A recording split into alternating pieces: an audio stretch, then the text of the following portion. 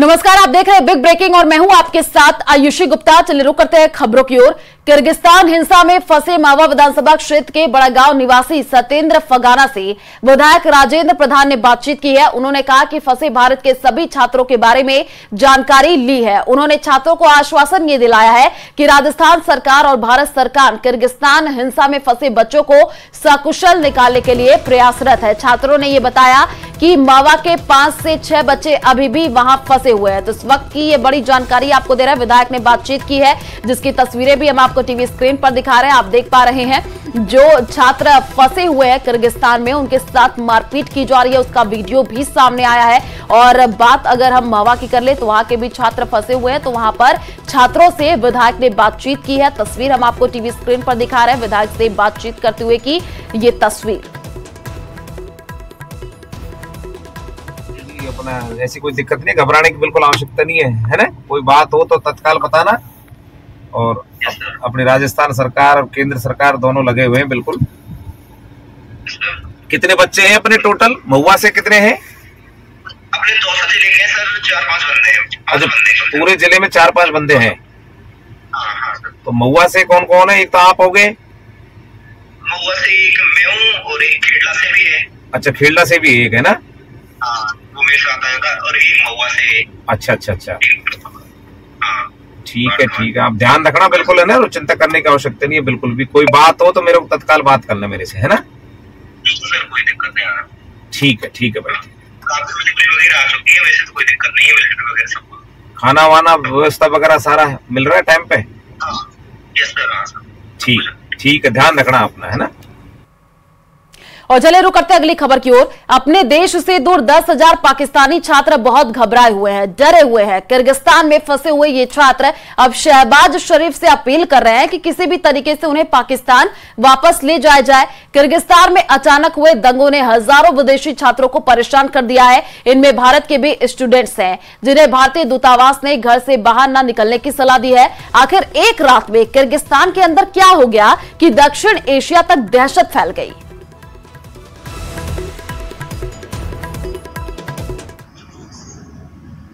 Sir, जो बच्चे फंसे हुए हैं, कहाँ तो फंसे हुए हैं, किस प्रकार की सूचनाएं हैं और क्या प्रयास किए जा रहे हैं, कितने बच्चे आगे?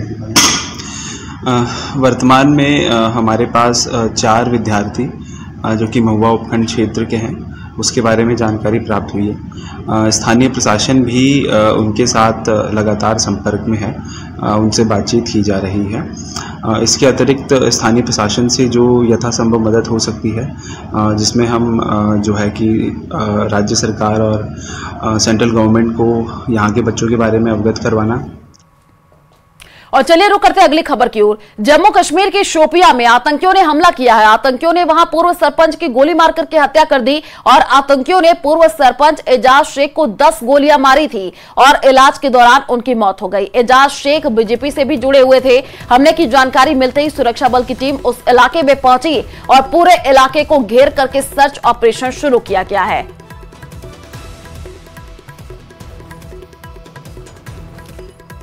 पूर्व सरपंच को 10 गोली मारी गई है।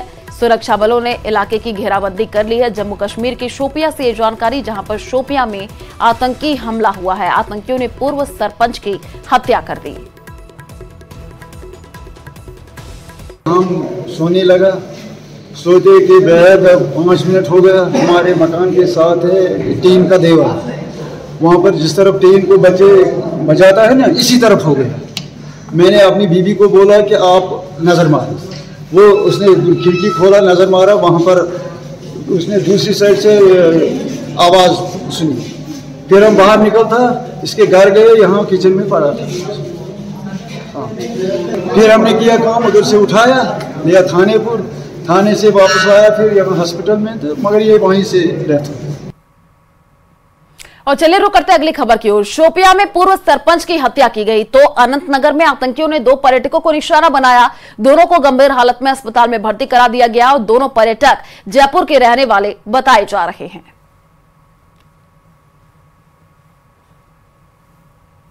इस वक्त ये यूनिट पहलगाम के उसी मकाम पर मौजूद है जहां पर कल रात देर गए पॉइंट ब्लैंक रेंज से मिलिटेंटों ने एक टूरिस्ट कपल को निशाना बनाया और जिसके नतीजे में वो दोनों मियाँ बीवी जिनका ताल्लुक जयपुर से बताया जा रहा है जख्मी हो गए। चुनांचे उन्हें फौरी तौर पर सब डिस्ट्रिक्ट हॉस्पिटल सीर हमदान पहुंचाया गया जहां से उनको एडवांस ट्रीटमेंट के लिए जीएमसी अनंतनाग मुंतकिल कर दिया गया और ये बताया जा रहा है कि फर्दर ट्रीटमेंट के लिए उसी कपल को श्रीनगर रवाना कर दिया गया है। और हम आपको दिखाना चाहेंगे ये वो जगह है जहां पर ये कल रात वाक़या पेश आया और उसके बाद यकीनी तौर पर जो यहाँ पर रिहाइश पजीर टूरिस्ट है उनमें पैनिक फैला हुआ है। लेकिन दूसरी जानिब सिक्योरिटी फोर्सेस पुलिस या आर्मी की अगर हम बात करेंगे तो उन्होंने पूरे इलाके को उसी टाइम कॉर्डन ऑफ किया था और ये कोशिश की जा रही है कि जल्द से जल्द इस हमले में मुलव्वस अफराद का सुराग लगाया जाए। और दूसरी जानिब हर संभव प्रयास किया जा रहा है कि जो यहाँ पर टूरिस्ट रुके हुए हैं उनको हर तरह का सहयोग दिया जाए और लगातार पुलिस उनसे बातचीत कर रही है। बुलेटिन के लिए पहलगाम यूनिट से मुदस्सिर कादरी।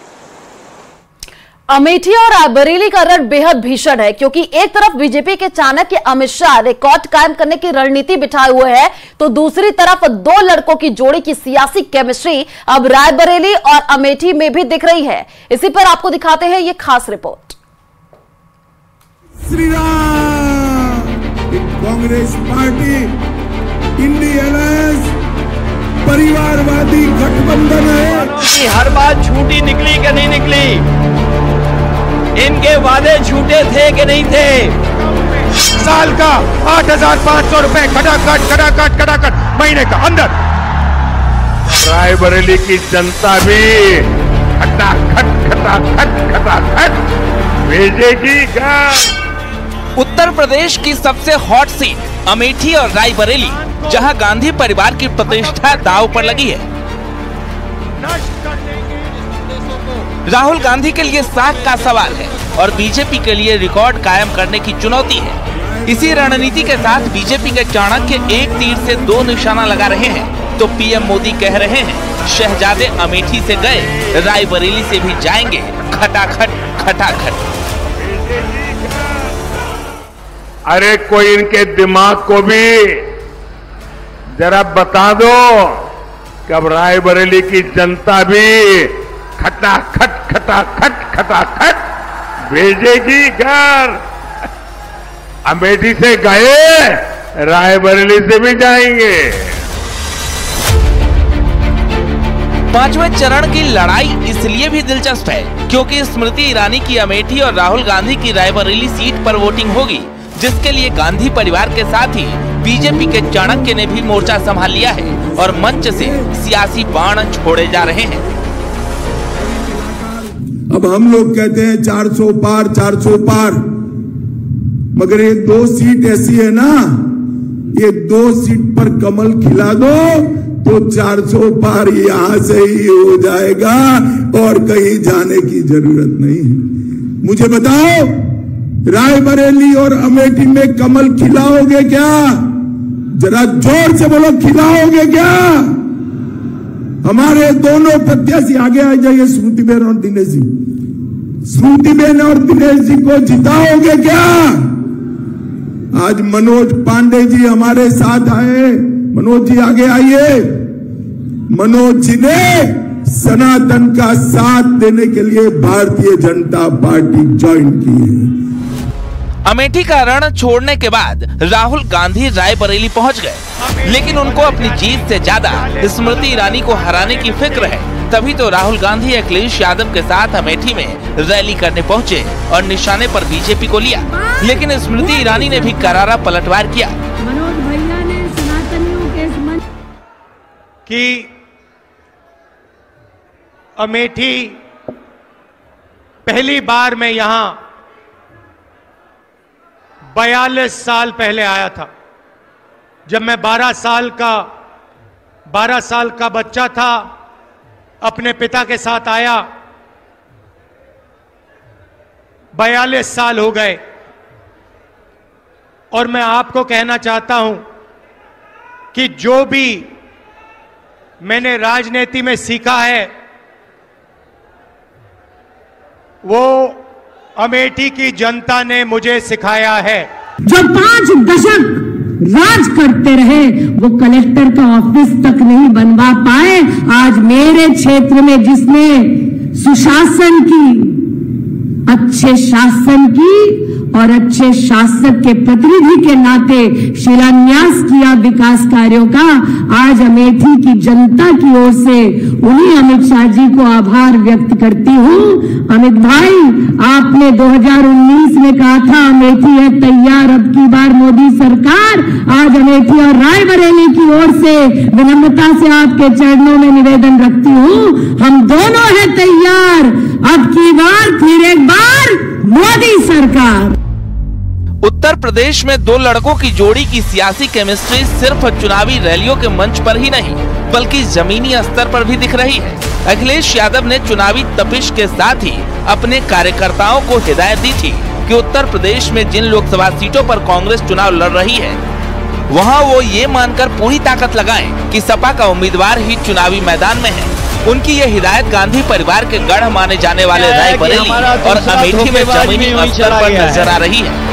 खैर, एक तरफ दो लड़के रायबरेली और अमेठी जीतने के लिए पूरी ताकत झोंक चुके हैं, तो दूसरी तरफ अमित शाह ने रायबरेली में सपा विधायक मनोज पांडे को बीजेपी में शामिल कर इंडिया गठबंधन के मनोबल पर करारा प्रहार किया है। Bureau report, news 18।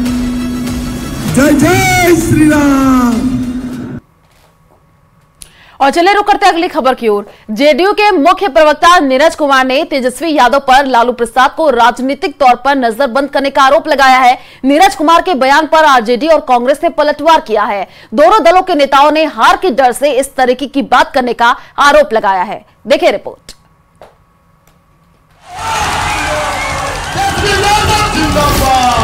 Tejashwi Yadav यह बताए कि आपने लालू प्रसाद जी को राजनीतिक रूप से नजरबंद क्यों कर दिया है। जेडीयू के मुख्य प्रवक्ता नीरज कुमार ने तेजस्वी यादव पर बड़ा आरोप लगाया है। नीरज कुमार का आरोप है कि तेजस्वी यादव ने लालू प्रसाद को राजनीतिक तौर पर नजरबंद कर दिया है। तेजस्वी यादव यह बताए कि आपने लालू प्रसाद जी को राजनीतिक रूप से नजरबंद क्यों कर दिया है। अब आप सोचेंगे कि नीरज कुमार ने ऐसा आरोप क्यों लगाया, तो उसकी वजह जानने के लिए नीरज कुमार के बयान का एक हिस्सा और सुन लीजिए।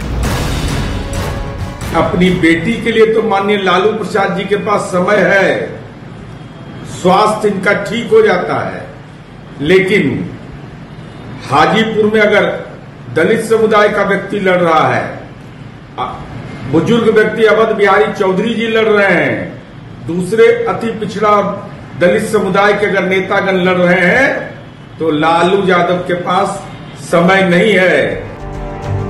नीरज कुमार का कहना है कि लालू प्रसाद बेटी मीसा के लिए तो प्रचार करते हैं, लेकिन पार्टी के दलित और अति पिछड़ा उम्मीदवारों के लिए प्रचार नहीं करते।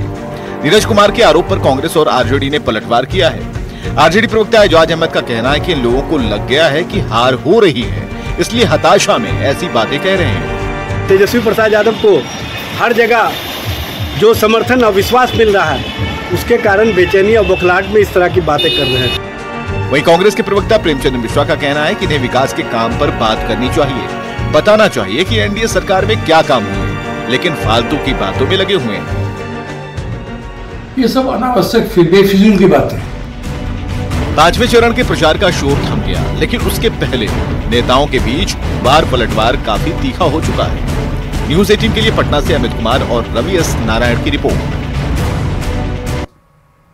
और चलिए रुक करते हैं अगली खबर की ओर। बेंगलुरु में फ्लाइट की इमरजेंसी लैंडिंग हुई है। आपको बता दें कि एयर इंडिया एक्सप्रेस की फ्लाइट की इमरजेंसी लैंडिंग, फ्लाइट में चिंगारी दिखने के बाद से इमरजेंसी लैंडिंग करानी पड़ी है। बेंगलुरु से कोची ये फ्लाइट जा रही थी, तो इस वक्त की सबसे बड़ी जानकारी आपको दे रहे हैं। बेंगलुरु में फ्लाइट की इमरजेंसी लैंडिंग करानी पड़ी है। एयर इंडिया एक्सप्रेस की फ्लाइट में जो है चिंगारी की खबर दिख रही है और लगी है, जैसे कि तस्वीरें भी हम आपको दिखा रहे हैं कि यहाँ पर लोग जो है वो इंतजार करते हुए नजर आए और फिर इमरजेंसी लैंडिंग करानी पड़ी। बेंगलुरु से कोची ये फ्लाइट जा रही, तो इस वक्त की ये बड़ी जानकारी आपको दे रहे हैं। बेंगलुरु में फ्लाइट की इमरजेंसी लैंडिंग करानी पड़ी। और चले रुक करते हैं अगली खबर की ओर। स्वाति मालीवाल मामले में दिल्ली पुलिस ने कोर्ट में दलील दी है और सीएम आवास में घटना को छिपाने के लिए सबूतों के साथ छेड़छाड़ के गंभीर आरोप लगाए हैं। दिल्ली पुलिस ने कोर्ट में सुनवाई के दौरान कहा कि एक जूनियर इंजीनियर ने सीसीटीवी फुटेज मुहैया करवाई, लेकिन उस समय की जो है वो ब्लैंक पाई गई, मतलब घटना के समय की फुटेज को डिलीट कर दिया गया। दिल्ली पुलिस के मुताबिक जरूरी सबूत के साथ छेड़छाड़ की संभावना से इनकार नहीं किया जा सकता। तो लगातार देखिए ये मामला तूल पकड़ता हुआ नजर आ रहा है और घटना के समय का सीसीटीवी जो है वो ब्लैंक मिला है, दिल्ली पुलिस का ये कहना है। तो सबूतों के साथ छेड़छाड़ की भी संभावना जताई जा रही है। और चलिए रुक करते अगली खबर की ओर। राज्यसभा सांसद स्वाति मालीवाल के आरोप पर केजरीवाल के पीए वैभव कुमार को पुलिस रिमांड पर भेज दिया गया है। वहीं अपने पीए की गिरफ्तारी पर केजरीवाल ने बीजेपी पर बड़ा आरोप लगाया है और आज बीजेपी दफ्तर पर विरोध प्रदर्शन करने का ऐलान किया है, जिसमें केजरीवाल के मंत्री, विधायक और पार्षद शामिल होंगे। केजरीवाल ने कहा, कभी मुझे, कभी संजय सिंह तो कभी मनीष सिसोदिया को जेल में डाल देते हैं। और इसी को लेकर के आज प्रदर्शन जो है आम आदमी पार्टी के मंत्री और विधायक करेंगे। मैं प्रधानमंत्री जी को बोलना चाहता हूं, प्रधानमंत्री जी, आप ये जेल का खेल खेल रहे हो। कभी एक को जेल में डालते हो, कभी मनीष सिसोदिया को, कभी अरविंद केजरीवाल को, कभी संजय सिंह को। मैं 12 बजे अपने सभी बड़े नेताओं के साथ, एमएलएज, एमपीज, सबके साथ 12 बजे बीजेपी हेडक्वार्टर आ रहा हूं। जिसको आप जेल में डालना चाहते हो आप जेल में डाल लो, एक साथ जेल में डाल दो। आपको लगता है कि आप आम आदमी पार्टी के नेताओं को जेल में डाल के आम आदमी पार्टी को क्रश कर दोगे? ऐसे आम आदमी पार्टी क्रश नहीं होने वाली। आप एक बार डाल के देख लो। आम आदमी पार्टी एक विचार है जो पूरे देश के अंदर लोगों के दिल में चला गया है। जितने आप आम आदमी पार्टी के नेताओं को डालोगे जेल में, उससे 100 गुना नेता ये देश पैदा करेगा। गंगोत्री यमुनोत्री धाम की यात्रा पर उत्तरकाशी में कई यात्री ऐसे पहुंच रहे हैं जिनका या तो पंजीकरण नहीं है या फिर वो अपनी यात्रा के समय से पहले ही पहुंच गए हैं। ऐसे में यात्रियों को हरिद्वार और देहरादून से बिना जानकारी के छोड़ा जाना सिस्टम पर सवाल खड़ा कर सकता है।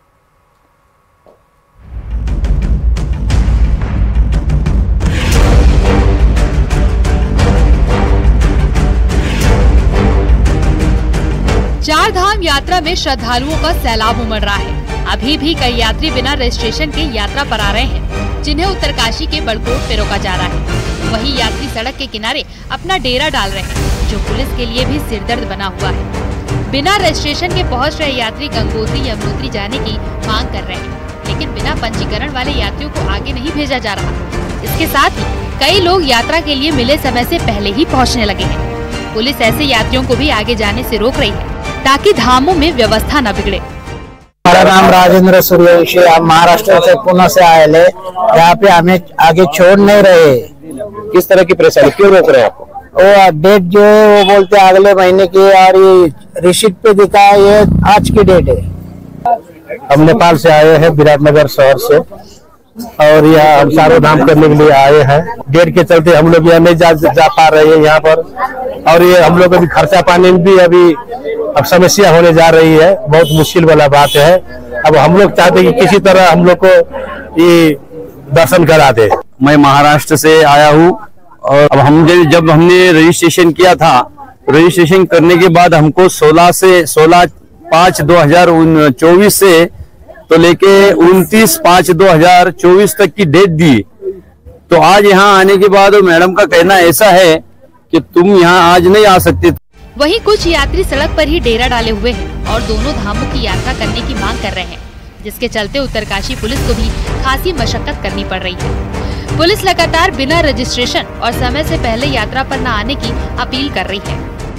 चारधाम यात्रा अपने चरम पर है और श्री गंगोत्री एवं यमुनोत्री धाम जो है वो हाई ऑल्टीट्यूड पर क्षेत्र पर स्थित है। यहाँ की भौगोलिक परिस्थिति इस तरह की नहीं है कि हम जो है असीमित संख्या में यहाँ पर यात्रियों को भेज दें। इसलिए यहाँ पे जो है सीमित संख्या का नीति निर्धारित की गई है। अत्यधिक मात्रा में श्रद्धालुओं को भेजा जाना संभव नहीं है।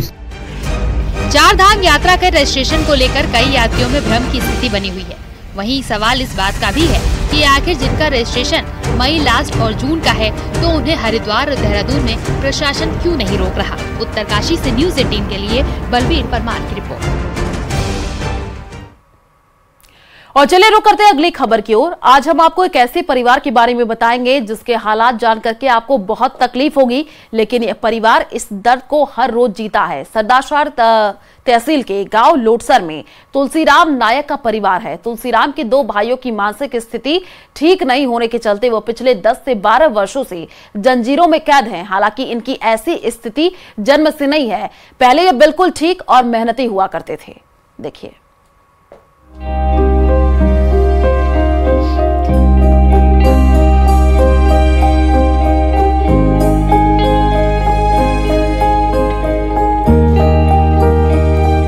तालों के साथ जंजीरों में कैद इन 2 भाइयों को खुशियों की उस चाबी का इंतजार है जो उन्हें इन बेड़ियों और तालों से छुटकारा दिला सके। इसे कुदरत का कहर कहे या फिर प्रशासन की बेरुखी कि चूरू जिले के सरदारशहर तहसील के गांव लोटसर में 2 सगे भाइयों की जिंदगी पिछले 10 से 12 सालों से जंजीरों में जकड़ी हुई है। मानसिक रोगी होने के कारण परिजन उन्हें सांकलों से बांधने को मजबूर है। गर्मी, सर्दी या फिर बारिश का मौसम उनके लिए टूटी हुई चारपाई ही बिछौना है तथा आसमान ही ओढ़ना। राष्ट्रीय मानसिक स्वास्थ्य कार्यक्रम जैसी योजनाओं के बाद भी प्रशासन का ध्यान इस तरफ नहीं गया। इनको अभी प्रशासन को हमने 2-3 बार सूचना भी दे दी, लिखित में भी दे दिया रेणुआ जी की मार्फत में कि ये इनका ले जाना चाहिए। ये आज से 15 साल पहले बीमार हुए थे मानसिक रूप से। मूलभूत सुविधाएं अपने जैसे चिकित्सा है, बिजली है और पानी है, आप स्थिति देख सकते हो, वो तो चली गई कहीं दूर। लेकिन अब जो स्थिति है उसके लिए पूरा गांव, पूरी पंचायत मतलब सभी विनम्र निवेदन के साथ है कि सरकार मतलब जल्दी से जल्दी इनकी सुध ले। हालांकि इनकी ऐसी स्थिति जन्म से नहीं है, पहले ये बिल्कुल ठीक और मेहनती हुआ करते थे। ये घर खुशहाल हुआ करते थे, लेकिन करीब 12 साल पहले इस घर से मानो जैसे खुशियों ने अपना मुंह ही फेर लिया और एक के बाद एक घर के 2 बेटों की मानसिक स्थिति बिगड़ती गई। शुरू में इनका इलाज कराया लेकिन वह ठीक नहीं हो सके, जिसके बाद मजबूरन इन्हें जंजीरों से बांधना पड़ा।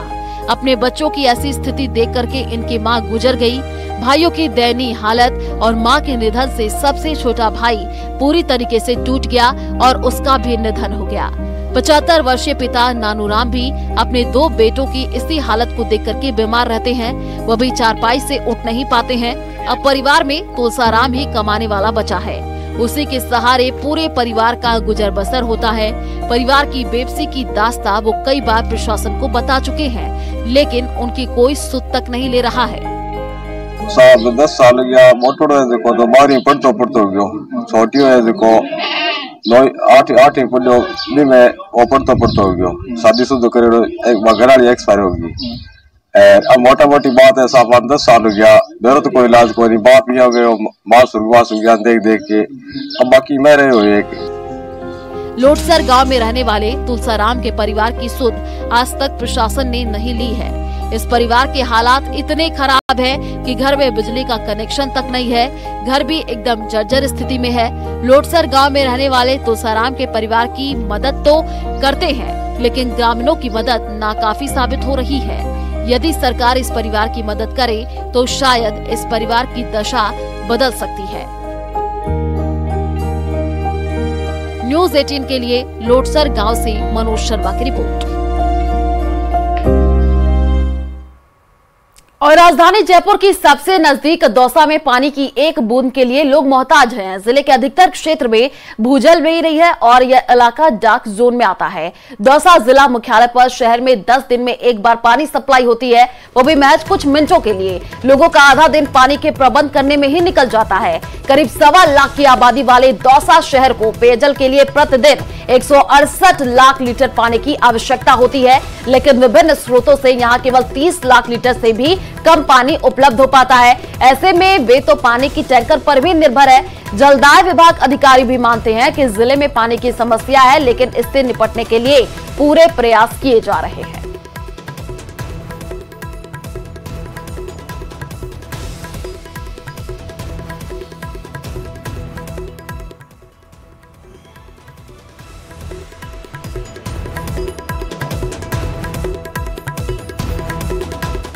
और खैरतल के हनुमान मार्केट में बीती रात आपको बता दें कि बाइक पर सवार होकर आए 5 बदमाशों ने एक दुकानदार पर हमला कर दिया। बदमाशों ने अचानक दुकानदार को पकड़ा और उस पर लात घूंसे बरसाना शुरू कर दिए। दुकानदार को समझ पाता इससे पहले ही बदमाश हमला करने के बाद बाइक पर बैठ करके फरार हो गए। दुकानदार पर किए गए हमले की यह पूरी जो वारदात है वहां पर लगे सीसीटीवी कैमरे में कैद हो गई है। इसको लेकर के दुकानदार ने कोटकासिम थाने में लिखित में शिकायत दी है। पीड़ित दुकानदार की माने तो वो अपनी दुकान बंद कर घर जाने की तैयारी ही कर रहा था, तभी 2 बाइक पर सवार होकर के 5 बदमाश आए और उससे बातचीत करने लगे। अचानक एक बदमाश ने उनके साथ हाथापाई शुरू करते देखी तो सभी बदमाशों ने उसको लात घूंसों से पीटना शुरू कर दिया और ताबड़तोड़ हमला करने के बाद सभी बदमाश बाइकों पर बैठ करके फरार हो गए।